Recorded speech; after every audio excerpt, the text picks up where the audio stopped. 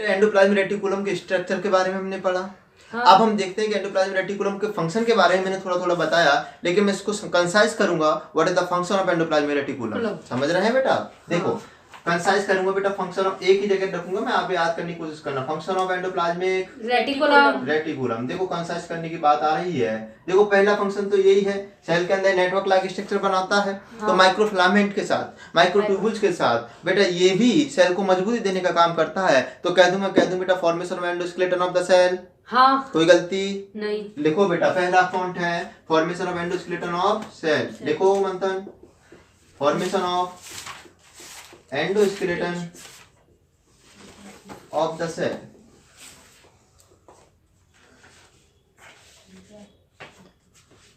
देखो दूसरे पॉइंट पे हम चले हैं। दूसरे पॉइंट पे हम क्या करेंगे, आपको पता है बेटा कि इसके अंदर सेल है। क्या ये सेल है, और इसके अंदर एंडोप्लाज्मिक रेटिकुलम में ट्यूब लाइक स्ट्रक्चर होता है, सिस्टम ये बनाता है, ये सब जानते हैं आप। ठीक है ना? यहाँ पर एक साइटोप्लाज्म इस जगह पे कुछ चीज बनाई, क्योंकि नेटवर्क लाइक स्ट्रक्चर है। तो इसके अंदर टनल में होते हुए ये बॉडी यहाँ से दूसरी जगह भी तो पहुंच सकती है। बताओ पहुंच सकती है कि नहीं पहुंच सकती? तो मैं कह दूं बेटा इंट्रासेलुलर एक्सचेंज भी होता है। इसमें क्या होता है? Intracellular exchange. कैसे एक्सचेंज होता है समझने की कोशिश करो बेटा। यहाँ पर कोई बॉडी है और जानी यहाँ पर है, तो क्या इंट्रासेलुलर एक्सचेंज नहीं कर सकती क्या? इस कोई भी चीज अगर पहुंचानी हो तो पाइप में डाल के आसानी से पहुंच सकती है ना? पहुंच सकती है ना? तो इसमें मैंने पाइप में डाली कोई चीज और यहाँ से यहाँ पहुंचा दी, इस बोल दूं मैं इंट्रासेलुलर एक्सचेंज। चलो इंट्रासेलुलर एक्सचेंज तो समझ में आया।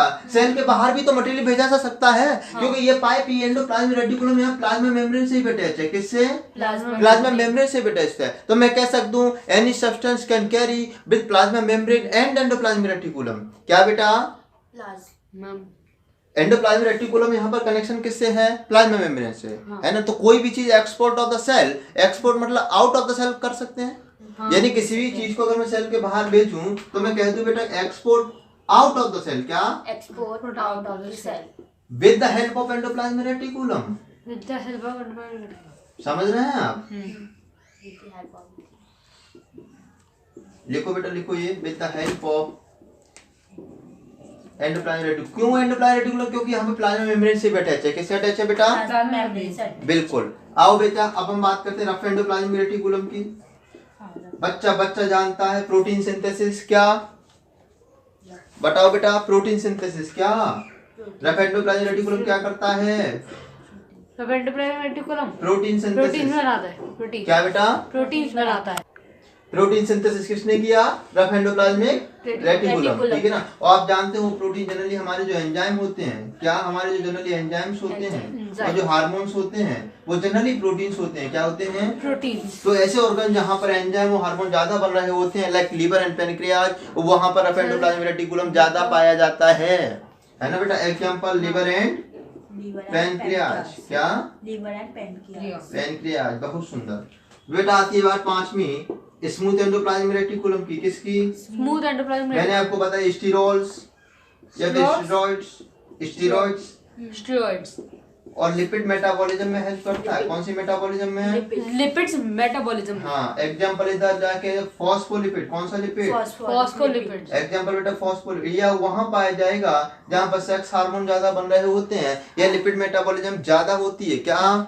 लिपिड मेटाबॉलिज्म ज्यादा होती है। जहां पर लिपिड सिंथेसिस है, लिपिड मेटाबॉलिज्म ज्यादा, वहां पर कौन ज्यादा पाया जाएगा बेटा? Smooth endoplasmic reticulum. क्या? Smooth endoplasmic reticulum. समझ पा रहे हैं? अगला पॉइंट है बेटा फॉर्मेशन ऑफ न्यूक्लियर मेम्ब्रेन। आपको मैंने बताया था, पहले बताया था कि ये अपना न्यूक्लियस सबका बाप न्यूक्लियस सेल के अंदर। ठीक है ना बेटा? जब यहाँ पर एंडोप्लाज्मिक रेटिकुलम जाती है तो ये एक लेयर बेटा आउटर मेम्ब्रेन न्यूक्लियस की भी बनाती है। किसकी? न्यूक्लियस की भी आउटर मेम्ब्रेन बनाती है। ये किसने बनाई? रफ एंडोप्लाज्मिक रेटिकुलम ने। किसने बनाई? एंडोप्लाज्मिक। तो मैं कह दूं बेटा, कह दूं फॉर्मेशन ऑफ न्यूक्लियर मेम्ब्रेन। क्या? Formation of nuclear membrane. जी हाँ, छठवां पॉइंट है बेटा formation of nuclear membrane by endoplasmic reticulum. समझ रहे हैं? लिखो। सातवां पॉइंट बेटा लिखो सेलुलर मेटाबॉलिज्म। क्या?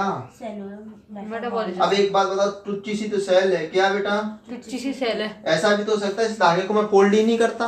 क्या नहीं करता, फोल्ड। ये धागा मैंने फोल्ड किया किस लिए, सरफेस एरिया बढ़ाने के लिए। क्या करने के लिए, सरफेस एरिया बढ़ा। अब एक बात बताओ, मैंने कोई एक चीज ऐसे ऐसे ऐसे ऐसे फैलाई, इसका मतलब इसका क्या बढ़ा, सरफेस एरिया। क्या बढ़ा, सरफेस एरिया बढ़ने का मतलब मॉलिक्यूल्स के रहने का घर बढ़ा। क्या बढ़ा बेटा, अब जब मॉलिक्यूल्स के रहने का घर बढ़ा तो उसमें मेटाबॉलिक एक्टिविटी ज्यादा होंगी। क्या होंगी, मेटाबॉलिक एक्टिविटी ज्यादा होंगी। तो मैं कह दूं बेटा सेलुलर मेटाबॉलिज्म ज्यादा होने से सरफेस एरिया इंक्रीज हुआ, तो मेटाबॉलिक एक्टिविटी भी तो इंक्रीज होंगी। हाँ। बिल्कुल लिखो,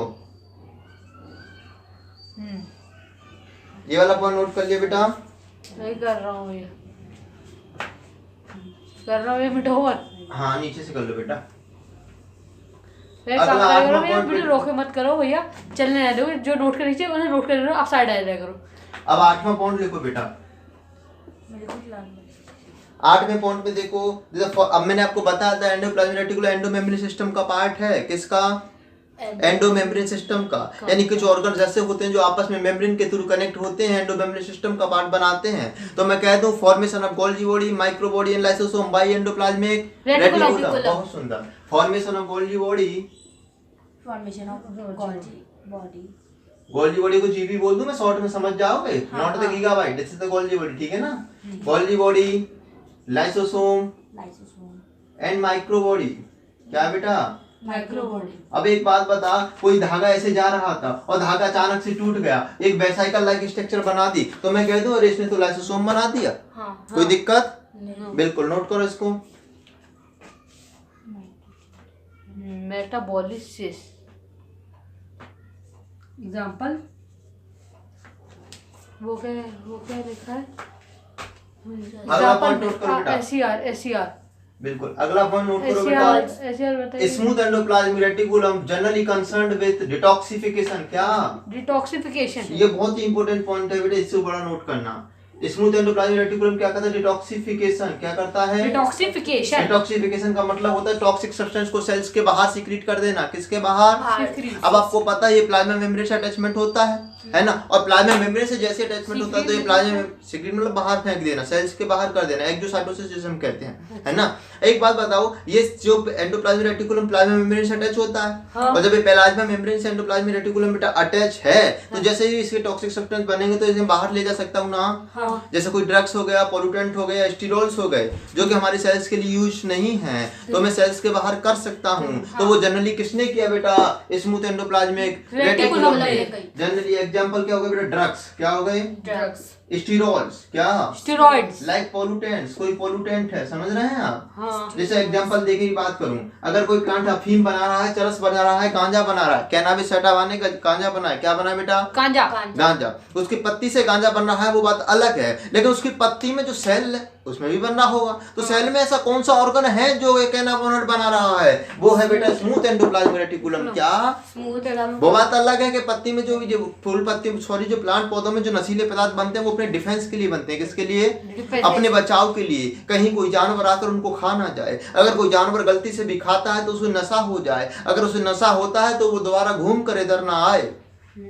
लेकिन बेटा इंसान एक ऐसा जानवर है जिसे एक बार नशा हो जाए तो वो बार बार उधर ही जाए। समझ पा रहे हैं आप। लेकिन इसने प्लांट से जब ये नशा बनाया, किसके लिए बनाया, सेल्फ डिफेंस के लिए। किसके लिए बेटा, और जो सेल के अंदर ये मॉलिक्यूल्स कहाँ बन रहे हैं, स्मूथ एंडोप्लाज्मिक रेटिकुलम। कहाँ बन रहे हैं बेटा, बेटा नोट करो।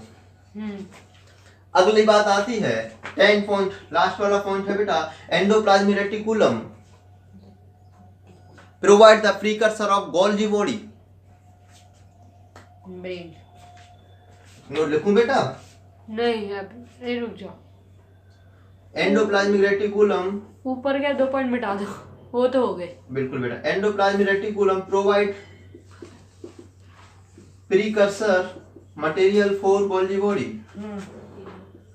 Precursor material for Golgi body.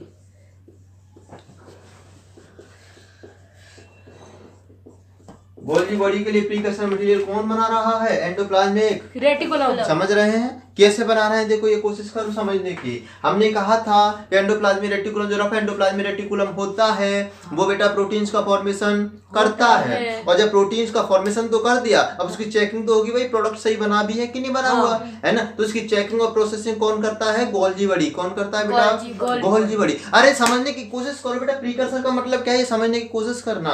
मैंने गोल्जी बॉडी में जो चीज बनाई, प्रोसेसिंग की, वो एक्चुअल में चीज बनी क्या? एंडोप्लाज्मिक रेटिकुलम में, है ना बेटा। तो एंडोप्लाज्मिक रेटिकुलम उस मटेरियल का प्रीकर्सर हो गया जो गोल्जी बॉडी को चाहिए, है ना। जैसे हम बिरयानी बना रहे हैं, बिरयानी बनाने के लिए इंपोर्टेंट चीज क्या है? चावल।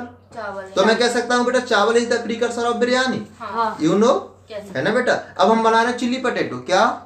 और चिल्ली पटेटो बनाने के लिए मेन इंपोर्टेंट चीज क्या? आलू, है ना। तो मैं कह सकता हूँ आलू is the precursor of chilli potato. समझ पा रहे हैं बेटा। इसीलिए यहाँ पर प्रोटीन बन रही है एंडोप्लाज्मिक रेटिकुलम में, लेकिन प्रोसेसिंग हो रही है गोल्जी बॉडी में। तो मैं कह दूं बेटा, कह दूं एंडोप्लाज्मिक रेटिकुलम मॉलिक्यूल्स है product is the precursor of Golgi body. समझ रहे हैं बेटा।